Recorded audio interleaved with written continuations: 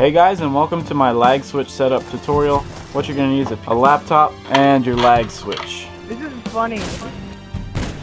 Whoa, whoa. Who has the lag switch? What's that? I was running over tags and the game didn't register me taking the tag. So we're going to get the lag switch ready here. I'm using one hand right now. It's got a pretty sweet kill-death ratio. 12.53, 3.72 win-loss. Oh my God. Sometimes I was walking and then it pushed me. You know, I was walking on top of something, then I'm down on the ground.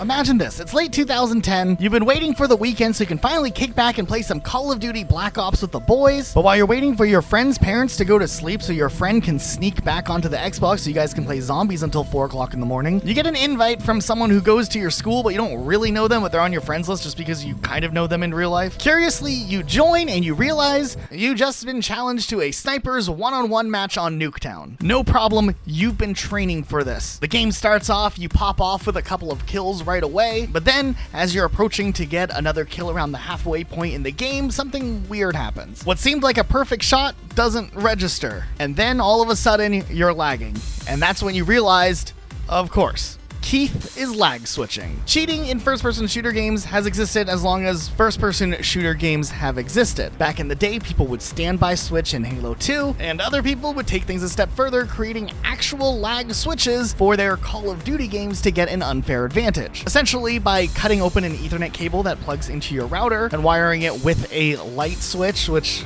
I don't know how they did this. You can temporarily disconnect from the internet just long enough to give yourself a momentary advantage, allowing movement, shots, and kills to all be affected completely differently than how the game has them intended to be registered as. Back in the day, if you were host and you were lag switching, you had a substantial advantage because you would cause everybody in the game to lag. But even if you weren't host, if you had a lag switch, you still, in some cases, could manage to make yourself more difficult to kill because a Call of Duty game wouldn't initially and immediately disconnect a player if they were just lagging a little bit. I always thought that this was ridiculous, and over the years, Call of Duty would implement things to try to discourage lag switchers and steer it away without also like having very intrusive mechanics for people who just had bad internet connections. Call of Duty 4 was interesting because it didn't have host migration, and same with Call of Duty World at War. So if the host lagged out of the game or anything like that, the game would abruptly end and the server would close. Modern Warfare 2 introduced host migration, where if a host didn't have good enough internet or disconnected from the game would continue on, but it would find a new host, and years down the line, dedicated servers would finally come to Call of Duty, which has helped a little bit, but at the same time, there's still other issues we won't even go into today, like lag compensation. Nonetheless, this leads us into a much larger conversation about the history of cheating in Call of Duty, but also what Activision has done to try to discourage cheaters from, well, cheating. There's definitely been some goofy things over the years, and things only get weirder from here. Now, if you played any Call of Duty from Call of Duty 4 through maybe Black Ops 2 and beyond even, you likely have encountered other players who are using things known as modded controllers. An interesting form of cheating that over the years Call of Duty has tried to combat, however, at the risk of potentially affecting the game for how normal people still participate in the game. Modded controllers have been a problem in Call of Duty for a long time, and one that Call of Duty has had trouble combating just because of how easy it is to emulate what real gameplay should be able to do. Modded controllers have been around for a very long time. There was those old turbo controllers before the main days of Call of Duty Online mainstream, and later on, when games like Call of Duty 4 started popularizing console FPS games online and the whole like Xbox 360, PS3 online glory days, with many guns in Call of Duty utilizing things like trigger fingers, modded controllers really seeped their way into the Call of Duty side of things more than other competitive FPS games out there, like Halo, for example. Essentially, modded controllers were just controllers that were modified so that when you held down the trigger button, any weapon you were holding would shoot at the maximum speed the gun would be allowed to shoot at, essentially making any semi-automatic weapon fully automatic. Alright, here's the controller. Same one as last time. Turn it on and off. It's from consolecustoms.com. You could get Xbox 360 or PS3, all that. show you the G3. Here goes. The thing was, though, this was an issue in Call of Duty 4, and there were only a handful of guns that were only semi-automatic. There were the pistols, a couple of rifles, like a semi-auto and a sniper rifle, and then that was it. It was unfair, but you could counter them pretty easily still. I think the big explosion in popularity with modded controllers came a year later when Call of Duty World at War released, and this is when modded controllers really came into the focal point where a lot of people became aware that these controllers existed. World at War was a little bit of a different type of Call of Duty game than Call of Duty 4, as they were semi-automatic rifles that were featured in this game because it was a World War II shooter. And these guns packed a lot of damage and in some cases had uncapped maximum fire rates where the gun would shoot as fast as you could rapidly tap the trigger. And in a lot of cases, these guns didn't have as much recoil as a submachine gun or the STG-44, the only assault rifle in the game, because it was intended for people to be obviously shooting semi-automatically, so they had to do some balancing out. Well, modded controllers completely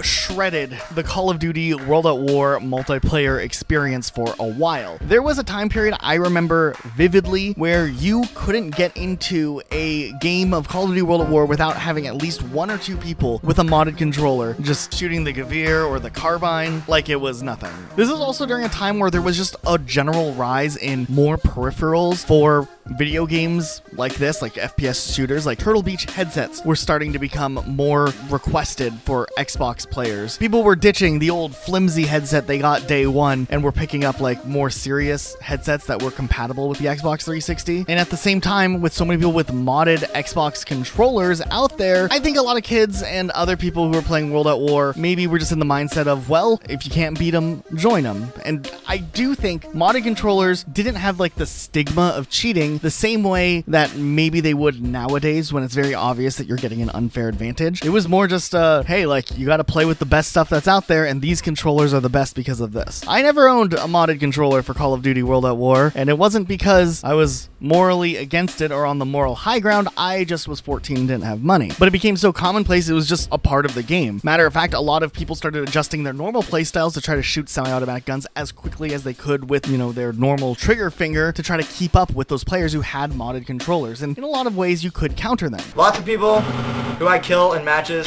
have complained and watched the kill cams and said that I've had a rapid mod, but I don't, because I think they're a real waste of money. And if you're thinking about buying a rapid mod, just don't. This is what you do. It's really, really easy. Bam. Shoots really fast. Sure. Swivel around the screen, show you again.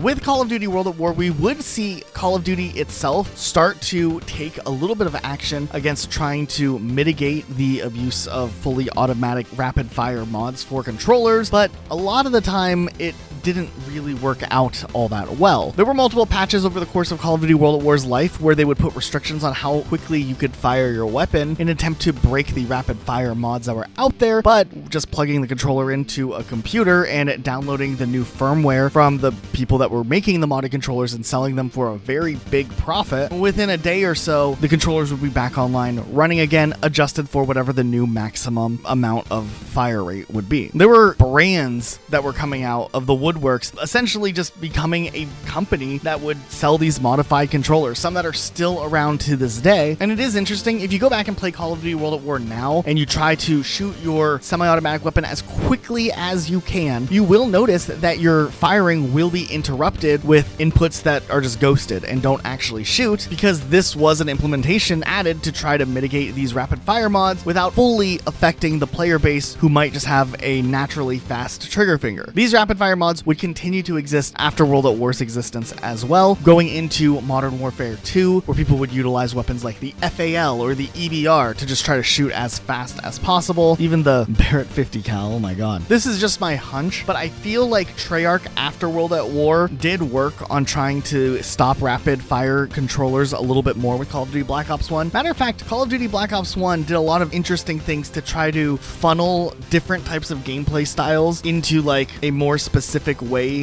that players were supposed to play, and I'll talk about that more in a second because it has to do with like quick scoping and sniper rifles. But I did feel like with the way that Black Ops 1 worked, rapid fire mods were less effective in this game, but they definitely still were around. People did have rapid fire mods in the Call of Duty Black Ops days, and they would continue to exist through Modern Warfare 3, Black Ops 2, and beyond. There are still rapid fire mods out there nowadays, and if you look at games like Call of Duty Modern Warfare 2019 forward, rapid fire mods still exist and they still work. However, over time, Activision has lowered the maximum threshold for how fast semi-automatic weapons can shoot. And if you look at a rapid fire mod example nowadays with a pistol, the fire rate really isn't nearly as fast as what we were just looking at from these older Call of Duty games, meaning eventually over time, Activision did find that sweet balance that kind of eliminated the desire to have to spend extra money to buy a modified controller, and nowadays it's probably not really worth it for Call of Duty. Also, after the release of Modern Warfare 2, Activision, I guess, decided that quickscoping was not a fair tactic, and they kind of nerfed quickscoping for Black Ops 1. They would later on bring it back,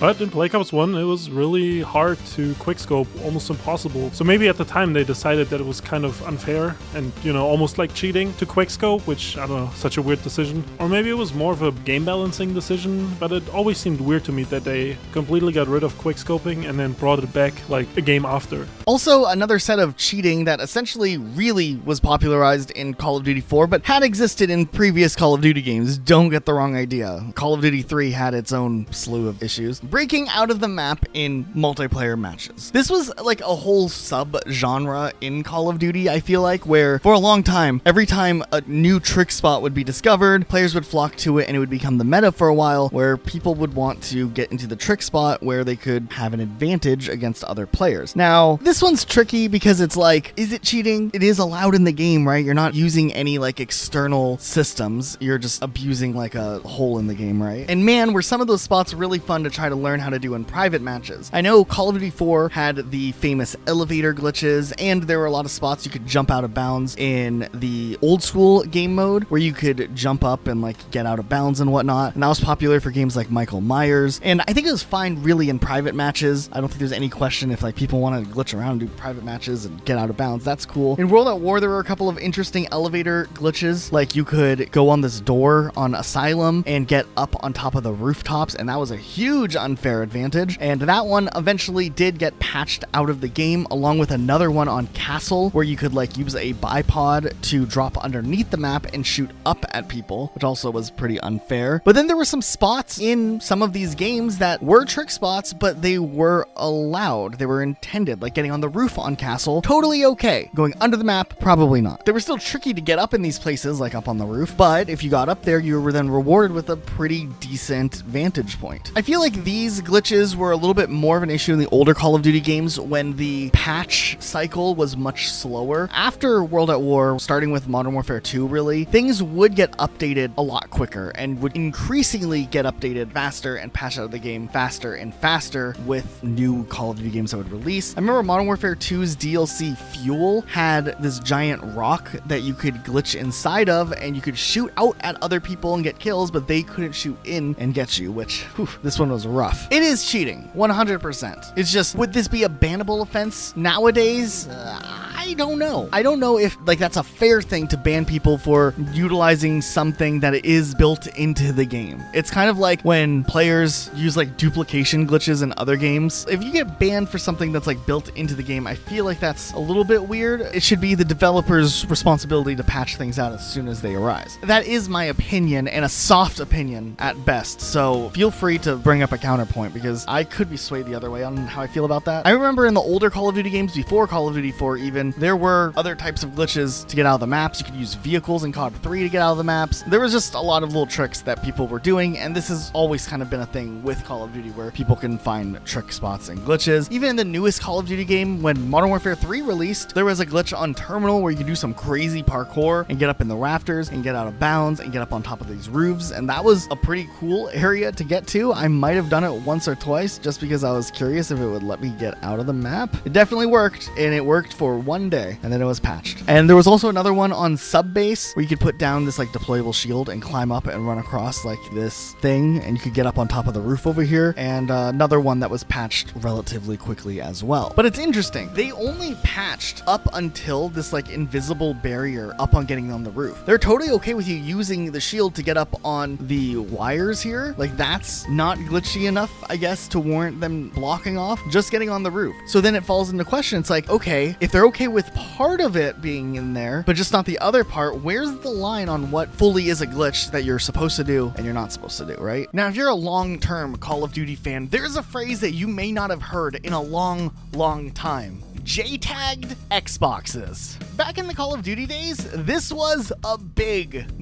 thing where people would open up their Xbox 360s, solder a couple of things to bypass something. I really still don't know to this day how exactly these things worked. From there, you could load up some custom firmware, which would then give you access to things on the Xbox 360 normal Xbox 360s would not be able to do. And one of the most popular uses of this back in the day was modding, hacking, and cheating in online games. This had existed for a long time. People have been cheating in video games forever. But Call of Duty brought in a new era of people who were cheating their way through Xbox and Call of Duty in some way or another. But they became very popular with Modern Warfare 2 very easily. And while JTAG Xboxes existed before Modern Warfare 2, Modern Warfare 2 ushered in this new era, and it was insane. There were regular bases where you would run into hackers who were not only playing Modern Warfare 2, but also going back and playing the older Call of Duties because they newly got the JTAG Xbox. But whether it was things like being able to see through walls, having perfect aim through said walls, or just full-on aimbots, to the infamous 10th Prestige lobbies, which were interesting. They were essentially Xbox lobbies where they could invite people to join. You would load in, and then the game would give you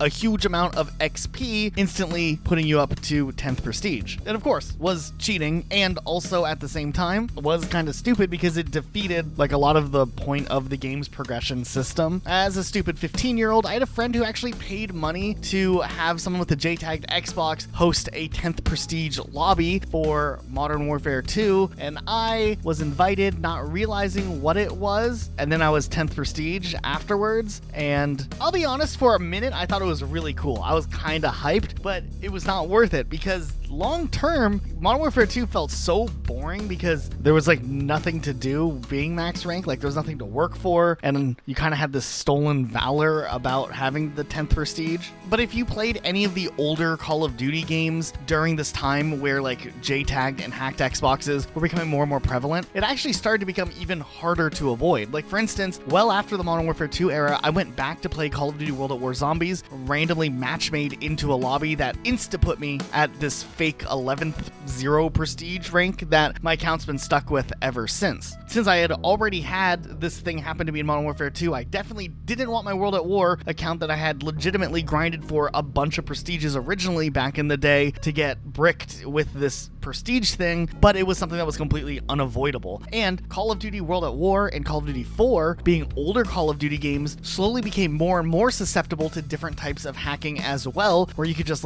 put a USB stick into your Xbox with custom firmware and gain access to certain cheats without even having to have the JTAGed Xbox altogether. It is really interesting though how long it almost took Xbox to catch up to this massive cheating issue, because not only was the rank thing an issue, but there were also the in-game cheats themselves, which were really annoying, and to this day people still are that guy's hacking. And I feel that originates from a time where you actually had genuine concern that people are hacking. I mean, I guess people still hack nowadays, but you guys get what I mean. It was a really prevalent thing in Call of Duty early on. Slowly, Xbox would kind of go through this period of time where they would issue out bans in waves to various accounts that were caught hacking or whatnot, and they were straight up console bans. There was that OG message that some people would get where it was your console has been banned till 9,999, essentially meaning you couldn't play online ever on that console again. And not only would Xbox roll out these bans to people who were modding and cheating in game, but they actually started rolling out the bans to people who had modded and hacked ranks as well. So even if you didn't JTAG your Xbox yourself, you still were at risk. I was very lucky that I never ended up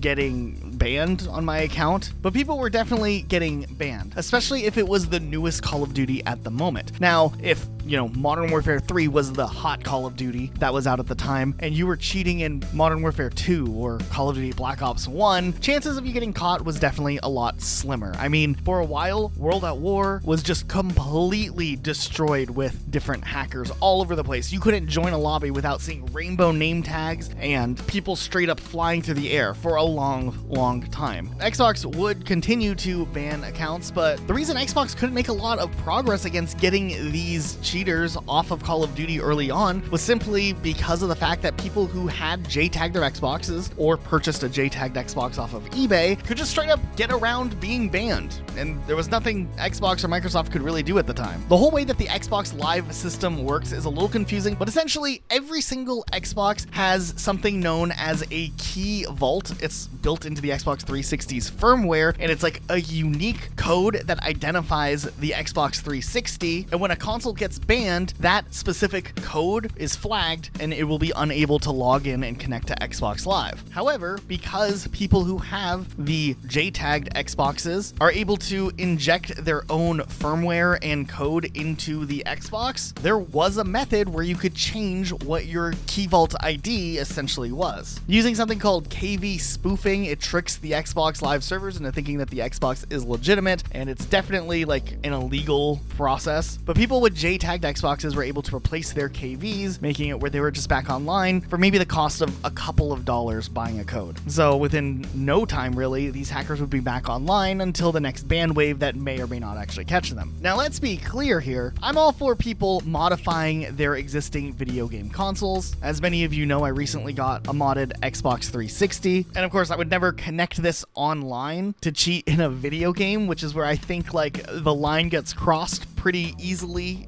and clearly. But the whole process of going into proprietary information from Microsoft to spoof a key vault, which might be actually taking an illegal license, or I don't know, I'm not a lawyer on how any of that works, but nonetheless, this was something that did happen. Nowadays, the JTAGging Xboxes is still somewhat commonplace, but it seems like the more common mod is the newer RGH type mod, which is technically what I have. And as consoles continue to get older, more consoles down the road will continue to get mods for them that give you access to things. While I'm not as versed in PlayStation and PlayStation 3's modding community, it's very likely, I believe from what I know, that the PlayStation 3 had a lot of the same issues that Xbox players had with the cheating on the games. Yep, it literally took me like 2 seconds of research to find the same type of stuff. PlayStation 3 had the same hacking issues that I remember from the Xbox days. Sometimes they looked even more scuffed and even more hacked than what you would see on the Xbox side of things, so for some reason that doesn't surprise me at all. Now, getting banned in Modern Warfare 2 back in the day for obvious cheating like wall hacking or aimbotting wasn't the only reason you could get banned. I actually got banned back in the day for resetting my rank. Yes, there was a point in my life where I played so much Modern Warfare 2 that I hit 10th prestige level 70, and I was like, I'm kind of bored. So I downloaded this tool and reset my rank back to level 1. Now, for a while I just continued playing Call of Duty and nothing happened. This was actually went on for months, and I would like get multiple prestiges again before eventually logging in one day and realizing I got a VAC ban on my Steam account. I was pretty sad, but I mean, I went on to make a new Steam account and just rebought the game and just didn't reset my rank this time. But that kind of was a thing that was always weird to me. I mean, I didn't really gain an advantage by resetting my rank, but I still got treated like I'm aimbotting or wall hacking. But obviously I don't blame them for banning me. I mean, I kind of deserved it for using illegal tools. But after years, the VAC ban actually was removed from the account, which I've never seen before. Usually I thought VAC bans are forever, because whenever I play Counter-Strike, I see people with VAC bans on their profile and they get banned like 3,600 days ago or some crazy. So that made me wonder if at some point Activision decided that resetting your rank is not a bannable offense anymore, and they took away everyone's VAC ban that, was based on resetting your rank. I never really understood what happened or why it happened and why the VAC ban was removed, and I mean, I never found an answer on the internet either, but I still thought it was an interesting little memory. When it comes to the modern Call of Duty games like post Modern Warfare 2019, Activision has actually tried to make attempts to introduce a big anti-cheat update to their games. In December of 2021, they would launch Ricochet for Warzone first, and then later on for Vanguard. This was a kernel level anti-cheat for computers, which means, it's pretty good at detecting hacks for the most part, part, because this would directly look at the processes that you had running on your computer and then decide if you're hacking or not. Now, since 2021, they did do multiple updates to Ricochet, and they would actually get kind of creative with it. Instead of flat out banning cheaters, they would just kind of mess with them a little bit. There was different things, like if you were detected to be cheating, the game might automatically make other players invulnerable to your attacks. So basically, you're just kind of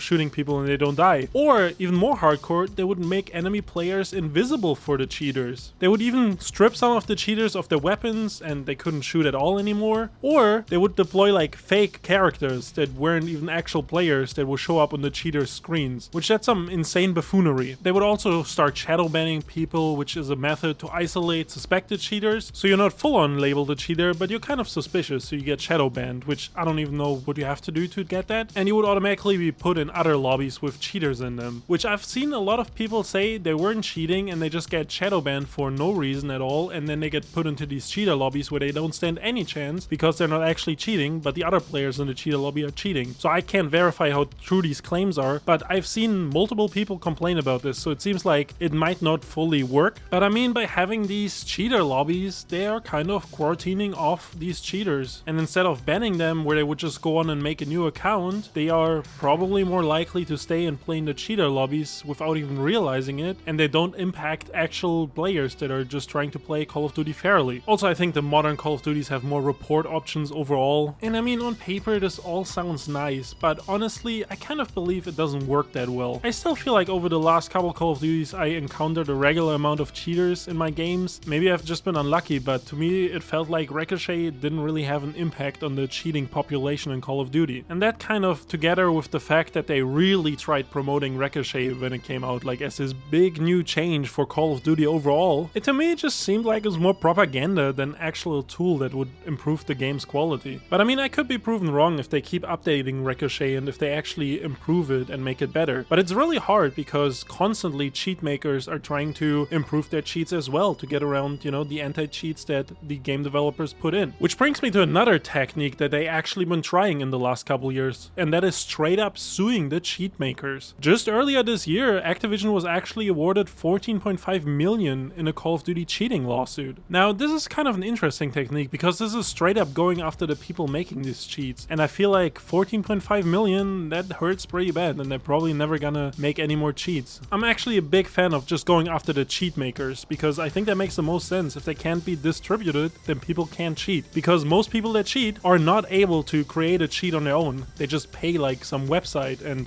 the cheat maker to give them the software so they can get an unfair advantage. So cutting off the supply is actually a pretty good idea. One thing I do remember was back in the Modern Warfare 2 days, I randomly stumbled across a team of people in Search and Destroy who were hacking. One of them had a JTAG Xbox. They could do all sorts of things. They could shoot through walls. They could hear the enemy team's voice chat, and they would also communicate with the enemy team and like threaten them. Not like physically threaten them, but well, I mean, it's voice chat. Yeah, I mean, it was Modern Warfare 2 voice chat in 2009-10. You know how it was.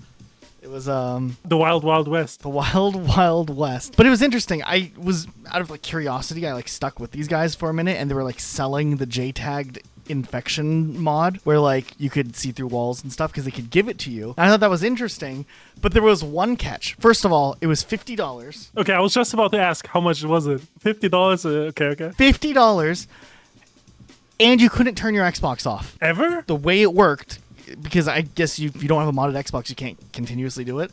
The way it worked was it only works as long as you don't turn your Xbox off. What if your game crashes? You gotta buy it again. God damn. Did you pay them in Microsoft points? No, I didn't pay it. I was. No, sorry. Were you supposed to pay them in Microsoft points? I'm pretty sure that's how they accepted it. They said that the KV cables costed a lot of money, but I don't think that's actually a thing. I think they got the word confused with the KV thing we talked about earlier in the video, but it definitely wasn't KV cables. How much money do you think they made? You know what though? Like, they were getting attention though. People were inquiring about it 100%. I mean, it was insane. They would like just shoot through walls and hit people, like concrete walls. It would have the aimbot that would lock onto them, and they would get the kill, and that'd be it. Right. So I guess on console also, especially, it was like the like a newer thing. It was definitely like a sight to see. Now, there were other types of hacks that were out there also that weren't as intrusive. I do know there was a problem for a while where, like, the host of a Modern Warfare 2 game could make it where time was affected. Like, if you were playing Modern Warfare 2, they could put everything into ultra slow mode, and like everybody would be like running in slow-mo and dolphin diving and have like deep pitched voices, and then other times they could speed it up and it'd move like double and triple as fast. They would load up on like Global Thermonuclear War, which is a game type that was cut from the actual game itself but was still in the files, and they could just load that map up, and it was crazy like how much stuff was going on when the game was like, you know, compromised. Actually, like the slowdown and the speed up lobbies, that's like, I actually encountered that quite a bit on the Modern Warfare 2. And you played mostly on PC. Yeah. That's interesting. Talking about PC days of Modern Warfare 2, I have this little story about this kid from my clan back in the day. I might have told this before, but we were doing like search and destroy, like maybe it was like scrims, I don't remember. We're on terminal. I remember I was like in the bookstore, and all of a sudden the kid's dad comes in and asks the kid, like, what are those boxes on your screen? And like, we're like, huh? And then, like, we thought about it a little bit, and, like, the kid was just cheating. It was just wall hacking. And, like, he had just, like, the boxes around the enemy players. And, like, his dad exposed him. And he got kicked from the clan afterwards. Dude, and getting kicked from a Modern Warfare 2 clan back in 2009, 2010, that was, like, a big deal. Like, that was your everything. That was your identity. That was your network of friends. It's true, it's true. I mean, yeah. He was canceled. It's done for him, you know what I mean? He was done for. I don't even remember. I wish I remembered his name still. Reach out to him, see what he's up to nowadays. I feel like he had like a stereotypical like 14-year-old name back then, you know? Like Keith. Well, this was German lobby, so I don't think I found a Keith. I was thinking like something like Dieter. Slime, or like Slime? Slimy or Speedy or something. Oh, like a gamer tag. I thought you meant like a first name. Oh, no, I was like, no. is Slime a common German first name? Yeah. I thought there was laws about what type of It's my names you could middle have in name. Germany. Luke Slime. Luke Slime, dude. Dude, you should change your Twitter handle to Luke Slime for a while. Lukash Slime. Lukash Slime.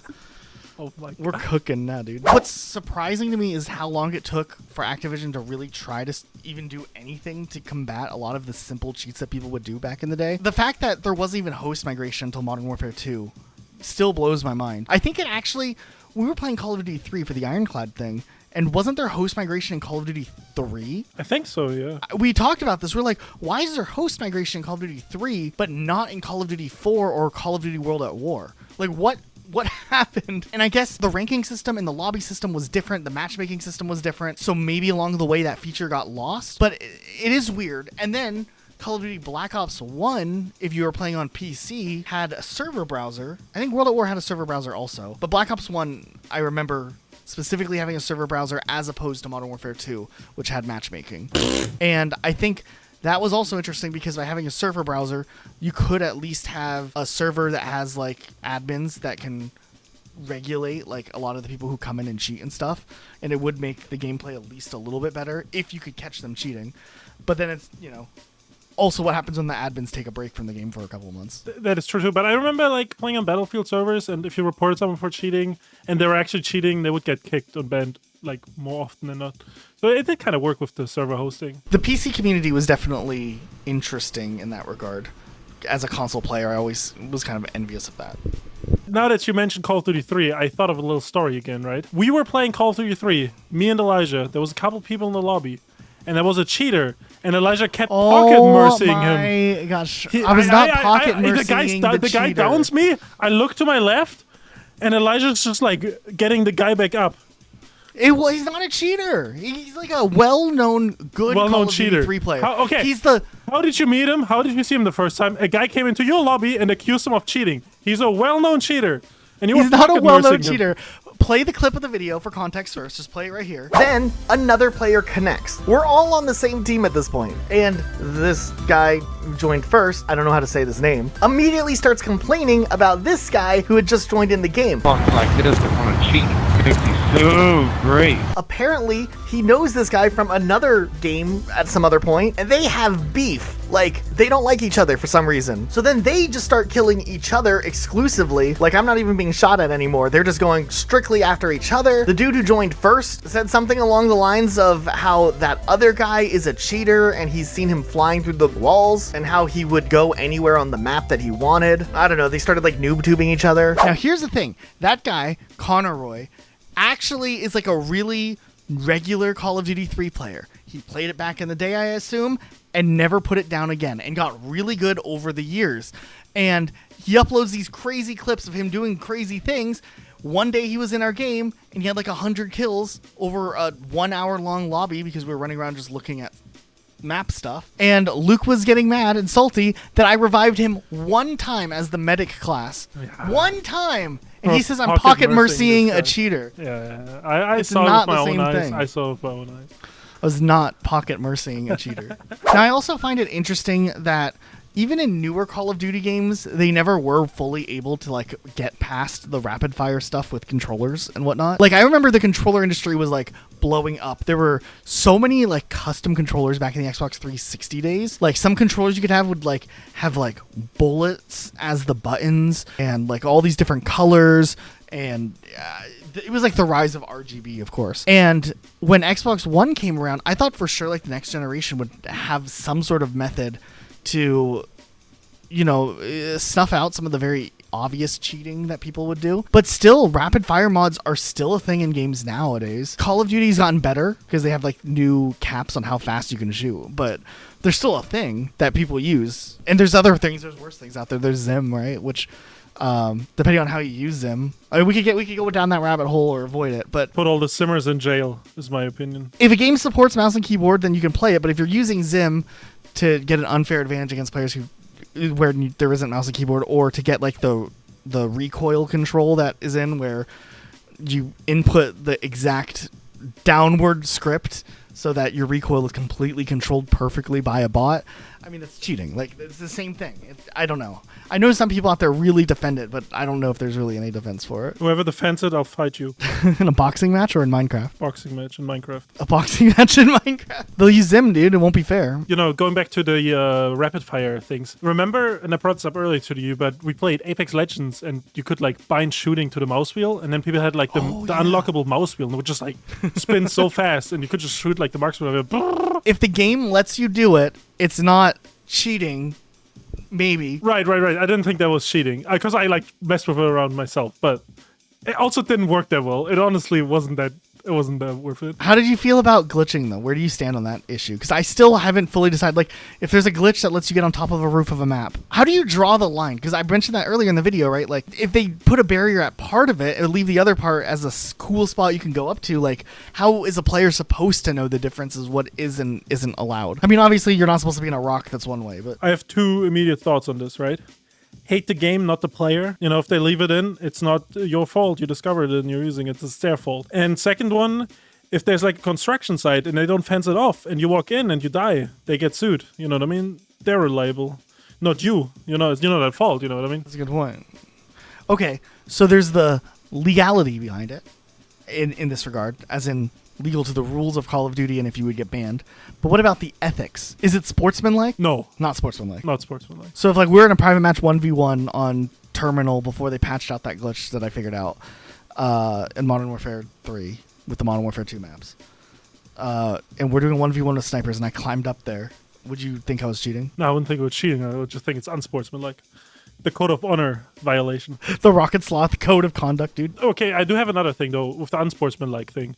There is definitely like Call of Duty League, or at least I know from Halo League rules, you're not allowed to glitch out the map. So like if it's an official tournament, it was restricted. And if you didn't know an official tournament, you're breaking the rules and, you know, you're kind of cheating. Yeah, but that's fair if they put guidelines in for a rule. I'm just saying it could be cheating in that setting specifically, right? But by participating in that, I guess you're agreeing, but then you could say the same thing about multiplayer games. But definitely the stakes are a lot different when it's like... I mean, when it's like an officially organized event with a prize pool, then like with there's money a whole, on the line. Right, there's a whole different legality than like there's a random level of TDM. scrutiny. Yeah. That's extra, yeah. That makes sense. You heard my story about my 10th Prestige lobby that I got into as a kid, right? On World at War? that you still have? Modern Warfare 2. Oh, Modern Warfare 2. Wait, you have a rank you can't obtain in World War 2, don't you? Yeah, I talked about that also in the video. Yeah, both are in there. Don't worry. I was honest. I was transparent. First of all, do you think that's gonna come back and haunt me and I get banned from Xbox now? I don't know. That'd be insane. I feel like some of these crimes should maybe, what do you call it? Like have a statute of limitations. Right, on yeah. it was, first of all, neither of them were organized by me. They just happened. Right. And you know, like, and I know that also happened. And to be fair, if you guys want to do like the counter to make it all balanced, remember when we're doing the zombies thing on stream, my rank got reset in Black Ops 2 and I lost my entire rank and I'm back to level 1 because some hacker on Xbox 360 deranked me somehow while we were streaming. Like, he found our stream. We're the only people playing Black Ops 2. He kept offlining Luke by ghosting his gamer tag onto his Xbox, so Xbox would get confused thinking that there were 2 Rocket Lukes logged in at the same time, and it would shut down our zombies game, and we're going for the Easter egg. So every time we got close, and we're on Die Rise too, the worst one, we'd lose it all, and we'd have to start over and over again because we didn't know what was going on. And then he also, just for funsies, deranked me. So like it balances out maybe a little bit. We had to play Die Rise 100 times. Surely, like, I've paid my crimes. Yeah, playing Die Rise more than once, maybe even playing it more than 0 times, is definitely a punishment worse than death. It's so funny how many people really, really like Die Rise. Do you think we hate Die Rise just because how many times we had to play it, though? No, it was just bad. Like, it's just bad map design, dude. It wasn't... It was okay. No, it definitely was the worst map you had played up until that point. I feel like there's worse zombie maps, though. Like, that'll come up later. If we ever get past Black Ops or Advanced Warfare. Later on, sure, maybe. But, like, it was the first really doo-doo, poo-poo, bottom barrel Walmart DVD bin map. I just know some people love it so much. Wasn't there some YouTuber who like bought a billboard in front of like Activision headquarters or in California or somewhere, and like he bought a billboard that said like bring Die Rise back or something? What the hell? What a menace, dude. So I this was a fun video. One more thing. Yeah. You should explain why we are holding our mics this time, just because we felt like it. Oh, I mean, yeah, we're holding our mics this time because we felt like it. Oh, I guess I already explained it. Yeah. Okay, do the outro. I got this microphone. Oh yeah. Because I think I more to feel it. I have fun. Like, I feel like I can move more and I'm not gonna lasso the microphone. Luke was horrified when I said I was buying a handheld microphone. He thought I was gonna, because I already hit my desk and make a bunch of noise when I record, and Luke has to edit it out, and he was horrified. But Oh, no, I don't. It can't go on all the time. I think the viewers might know about the banging. No.